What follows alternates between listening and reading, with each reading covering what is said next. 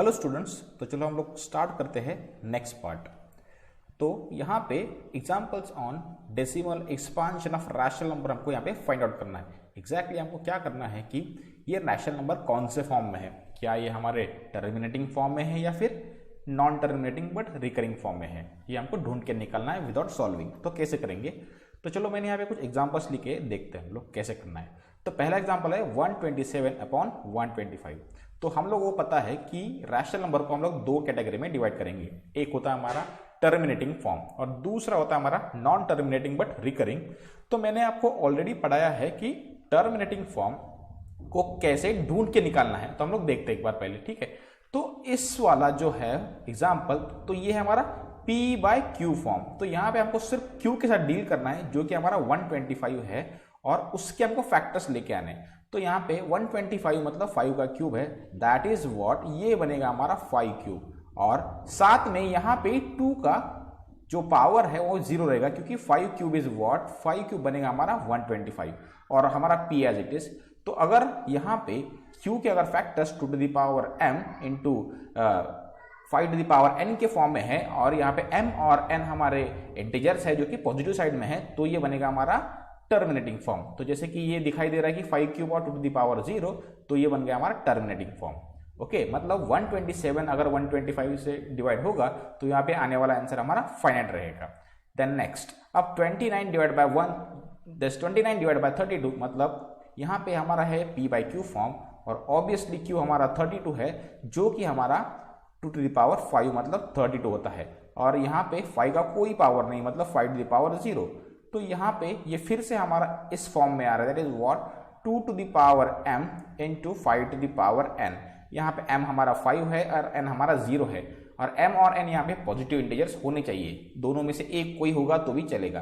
तो ये भी हमारा टर्मिनेटिंग फॉर्म है। ओके, देन नेक्स्ट, अब ये थर्ड वाला एग्जांपल देखते हैं, हमको पता चल रहा है कि ये P/Q फॉर्म में है, बट जैसे कि Q जो है वह 7 से एंड हो रहा है तो ऑब्वियसली ये हमारा ऑड नंबर है, यानी ये ऑड इंटीजर है और ऑड इंटीजर को हम लोग यहाँ से 2 से तो डिवाइड नहीं कर पाएंगे, मतलब यहाँ पे ये 2 to the power तो ऑब्वियसली 0 रहेगा और जैसे कि ये 7 से एंड हो रहा है तो ऑब्वियसली ये 5 to the power भी 0 रहेगा। ओके, सो यहाँ पे एटलीस्ट m या फिर n, 2 to the power m and 5 to the power n, दोनों में से एटलीस्ट एक कोई ना कोई यहाँ पे पॉजिटिव इंटीजर होना बहुत जरूरी है और जैसे कि दोनों 0 आ रहे हैं तो ये बनेगा हमारा non terminating but recurring form. Okay, so यहाँ पे भी वो लॉजिक लगाते हैं, ये फिर से P/Q फॉर्म में है तो Q के बारे में सोचते हैं, Q हमारा 21 है जो कि हमारा ऑड नंबर है और ऑड नंबर को 2 डिवाइड नहीं करेगा तो ये बनेगा 2 to the power 0 और वैसे भी यहाँ पे 5 से एंड नहीं हो रहा है मतलब ये बनेगा फिर से 5 to the power 0 क्योंकि 5 इसको डिवाइड नहीं कर पाएगा। ऑलराइट, तो फिर से यहाँ पे m और n दोनों 0 बन गए, m और n में से दोनों में से एटलीस्ट कोई हमको पॉजिटिव इंटीजर चाहिए और वो यहाँ पे नहीं आ रहा है, इसलिए हमारा बनेगा non terminating but recurring form. तो अगर 25 को 21 डिवाइड करेगा तो आने वाला आंसर रहेगा हमारा non terminating but recurring form. Alright, तो चलो देखते हैं नेक्स्ट पार्ट।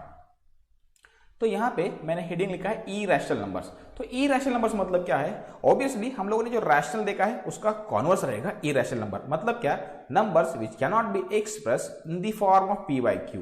जो नंबर P/Q फॉर्म में हम लोग एक्सप्रेस नहीं कर पाएंगे उसको हम लोग कहेंगे इरैशनल नंबर्स। बट इसको प्रूव कैसे करना है या फिर इसका एग्जाम्पल क्या है, देखो मैं यहाँ पे एग्जाम्पल ले लेता हूँ। सो गाइस, अगर मैं यहाँ पे लेता हूँ स्क्वायर रूट ऑफ 2, तो क्या ये फाइंड आउट करना इजी है? नहीं। तो ये स्क्वायर रूट ऑफ 2 का जो भी हमारा आंसर आएगा, let me right, let's say 1.471232 something and up to what, infinity. तो यहाँ पे ये फॉर्म दिखाई दे रहा है हम लोगों को नॉन टर्मिनेटिंग और साथ में नॉन टर्मिनेटिंग के साथ में यहाँ पे ये दिखाई दे रहा है कि ये कोई भी चीज यहाँ पे कोई भी सर्टेन पैटर्न रिपीट नहीं हो रहा है, तो ये non terminating and non repeating है, ये नॉन टर्मिनेटिंग और नॉन रिपीट। तो ये बन गया इसका पहला डेफिनेशन। तो दूसरा डेफिनेशन इसका क्या बन सकता है वो चेक करते हैं हम लोग। तो क्या इसका दूसरा डेफिनेशन ये बन सकता है, मैं यहाँ पे अगर ऐसा लिखूंगा तो अगर हम लोग स्क्वायर रूट लेंगे, है ना, square root of non perfect square values, non perfect square values, क्या ये हमारे इरैशनल नंबर्स रहेंगे? ओके, तो हम लोग चेक करते हैं।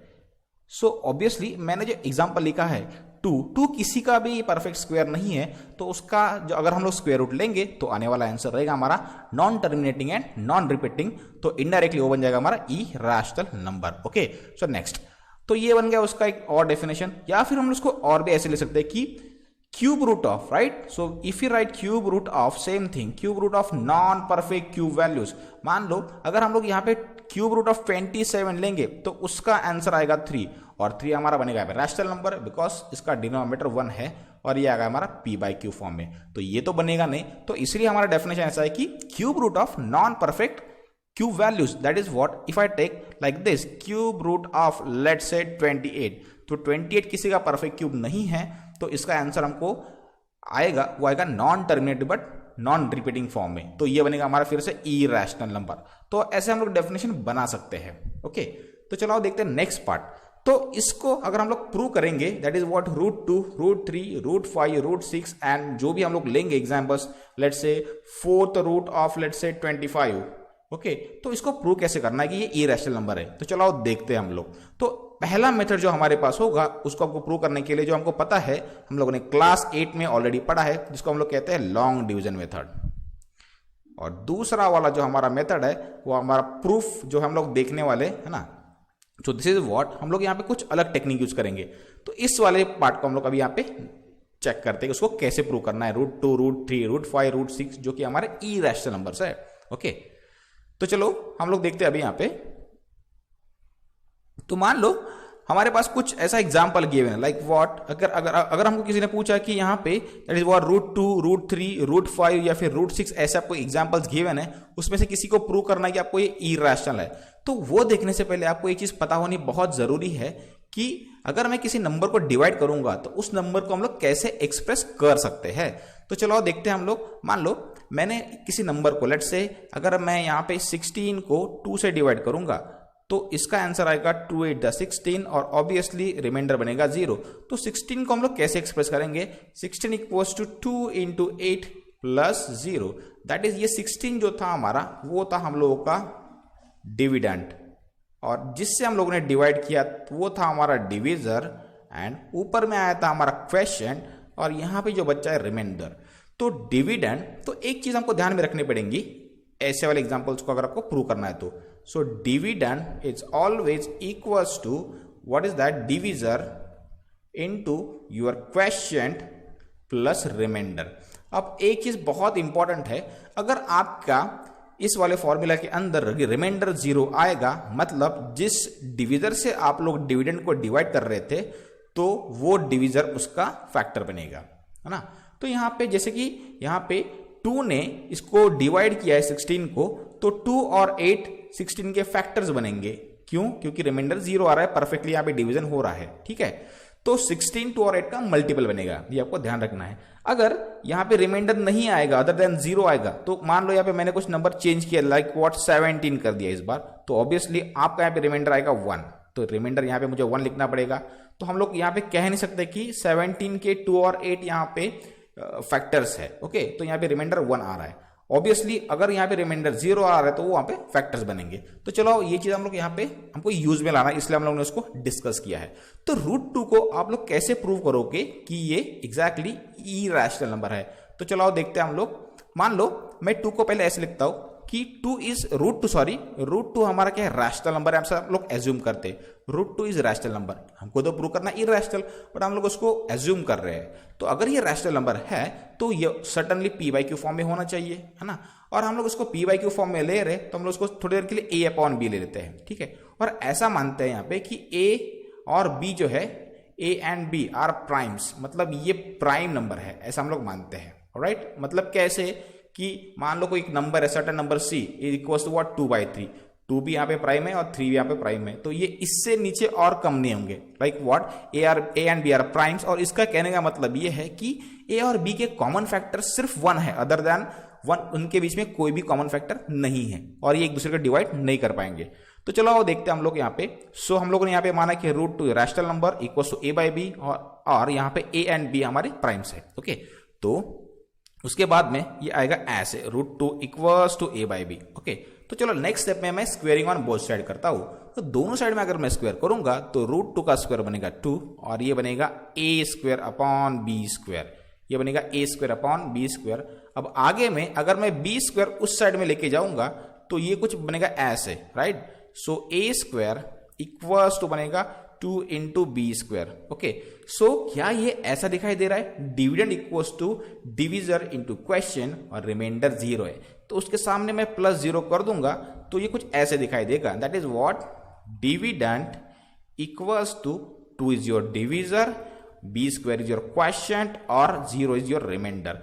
तो अगर आपका रिमाइंडर 0 है तो हम लोग कह सकते हैं कि 2a² को परफेक्टली डिवाइड कर रहा है। तो मैं यहां पे लिखता हूं therefore 2 divides a², 2 divides a²। तो अगर 2a² को डिवाइड करेगा तो हम लोग ये भी कर सकते हैं कि 2a को भी डिवाइड करेगा, 2 डिवाइड्स a also। तो ये आपको कैसे समझ में आएगा कि 2a² को डिवाइड कर रहा है तो a को भी करेगा? देखो, मान लो 16 को अगर यहाँ पे 16 को अगर यहाँ पे 2 डिवाइड कर रहा है तो ऑब्वियसली आपका क्वेश्चन यहाँ पे आएगा 8, और रिमाइंडर आ रहा है 0। इन अ सिमिलर वे 16 तो किसका स्क्वायर है? 4 का स्क्वायर है। सो 2 ने 4 के स्क्वायर को डिवाइड किया था। हम लोग चेक करते हैं कि 2 क्या 4 को डिवाइड करेगा? तो ऑब्वियसली 2 4 को भी डिवाइड करेगा और आपका यहाँ पे क्वेश्चन आएगा 2 और सिमिलरली रिमाइंडर इज 0। तो यही लॉजिक हमने यहाँ पे लगाया है कि अगर 2a² को डिवाइड कर रहा है तो 2a को भी डिवाइड करेगा। ओके, तो चलो आओ देखते हैं नेक्स्ट पार्ट। तो यहां तक हम लोगों ने इसको प्रूव किया है। अब यहां पे अगर 2a को डिवाइड करेगा तो इसको आप लोग कैसे देखोगे? ठीक है, तो उसको भी आप लोग कुछ ऐसा अलग लिखना पड़ेगा। मतलब देखो कैसे, तो 2 अगर a को डिवाइड कर रहा है so let's say a equals to what 2 into something c plus 0, क्योंकि अगर 2 जब a² को डिवाइड कर रहा है तो आपका यहां पे जो है क्वेश्चन कितना आ रहा था? b² आ रहा था। अगर 2 a को डिवाइड करेगा तो यहाँ पे क्वेश्चन अलग आना चाहिए। हम लोगों ने यहाँ पे c मान लिया है, ठीक है, और ऑब्वियसली रिमाइंडर 0 है, ठीक है। तो यहाँ पे हम लोगों ने इसको लिख दिया, इसको हम लोग इक्वेशन 1 कहेंगे, राइट। तो अगर मैं यहाँ पे a का वैल्यू 2 इंटू सी पुट करूंगा इस वाले पार्ट पे जिसको हम लोग इक्वेशन स्टार कहेंगे, तो ये क्या बनेगा? तो ये बनेगा 2c whole square equals to 2b²। Okay, तो ये आ गया हमारा ऐसा पार्ट। और यहाँ पे ये बनेगा हमारा, तो यहाँ पे ये बनेगा हमारा 4c² equals to what is that 2 times b²। तो अगर मैं 4 को 2 से डिवाइड करूंगा तो ये बनेगा 2 times c² equals to b²। तो गाइस यहाँ पे देखो, अब b² इक्वल्स टू क्या बन रहा है? 2 इंटू c², मतलब b² इक्वल्स टू 2 बन गया हमारा यहाँ पे डिविजर एंड c² बन गया हमारा क्वेश्चन और रिमाइंडर हमारा है यहाँ पे 0। तो कहने का मतलब ये है कि 2b² को भी डिवाइड कर रहा है, 2b² को भी डिवाइड कर रहा है। और अगर 2b² को डिवाइड कर रहा है तो 2b को भी डिवाइड करेगा, है ना। तो देयर पर लिखता हूं मैं 2 divides b² and b also। Okay, तो 2 दोनों को भी डिवाइड करेगा, b² को करेगा तो b को भी करेगा। बट गाइस यहाँ पे किस समझ में आनी चाहिए कि a और b हम लोगों ने प्राइम्स एज्यूम किए थे, मतलब इसके नीचे वो डिवाइड नहीं हो सकते। तो हम लोगों ने यहाँ पे कॉन्ट्रडिक्शन फेस कर रहे हैं कि 2 यहाँ पे पहली बार में 2a² को भी डिवाइड कर रहा था और a को भी कर रहा था, और दूसरी बार में 2b² यानी b को भी डिवाइड कर रहा था। बट ऐसा तो नहीं होना चाहिए, क्योंकि हम लोगों ने ऐसा माना था कि ये p/q फॉर्म या फिर a/b फॉर्म जो था हमारा, ये प्राइम्स थे, ये इससे नीचे नहीं जाएंगे। तो यहाँ पे एक कॉन्ट्रडिक्शन आ चुका है और इसलिए हमको यहाँ पे बोलना पड़ेगा दैट इज व्हाट कि √2 हमारा यहाँ पे कौन सा नंबर है? इरैशनल नंबर है। ओके, अब इन सिमिलर वे आप लोग √3 के लिए भी कर सकते हो, सेम स्टेप √5 के लिए कर सकते हैं, √6 के लिए कर सकते हैं, या फिर कोई भी नंबर ले लो। लेट्स टेक √128 भी आप लोग ले सकते हो। आपको ऐसे ही प्रूव करना पड़ेगा, ठीक है। तो चलो लिखते हैं नेक्स्ट एग्जांपल। तो मान लो मेरे पास कुछ ऐसा सर्टेन एग्जांपल है और मुझे बोला है कि प्रूव दैट 2 + √3 इरैशनल नंबर है। तो आप लोग कैसे उसको प्रूव करेंगे? तो इसको हम लोग सबसे पहले सोचना पड़ेगा कि कैसे प्रूव करना है। तो सबसे पहले अगर हमको प्रूव करना है तो मैं ये मानूंगा कि 2 + √3 को हम लोग मानेंगे ये हमारा रैशनल नंबर है, और रैशनल नंबर होता है हमारे p/q के फॉर्म में, ऑलराइट। तो हम लोग उसको लेंगे a/b के फॉर्म में। अब नेक्स्ट, तो अगर हमारा ये नेचुरल नंबर है तो हम लोग क्यों ना इसको मैं थोड़ा सा a/b के बदले में मैं मान लो इसको c ले लेता हूं। That is what 2 + √3 equals to c। तो थोड़ा सा हम लोग अलग स्टेप से यहाँ पे जाने वाले, इसको बोले इक्वेशन नंबर 1। तो तो क्यों ना ये 2 उस साइड में लेके आए, तो ये बनेगा √3 इक्वल्स टू, ये बनेगा c माइनस 2। ओके, अब मैं यहां पे लेने वाला हूं स्क्वेयरिंग ऑन बोथ साइड। तो अगर मैं दोनों साइड में स्क्वेयरिंग करता हूं तो मुझे यहां पे क्या मिल सकता है, तो वो हम लोग चेक करते हैं। तो √3 का स्क्वायर गाइज यहां पे आएगा 3 और ये बनेगा c माइनस 2 होल स्क्वायर।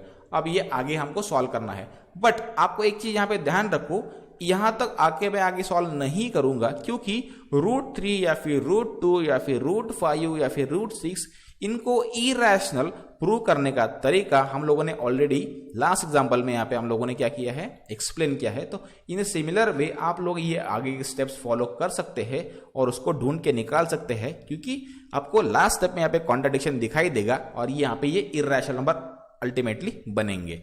तो आई होप आपको ये समझ में आया होगा कि इरेशनल नंबर्स को प्रूव कैसे करना है।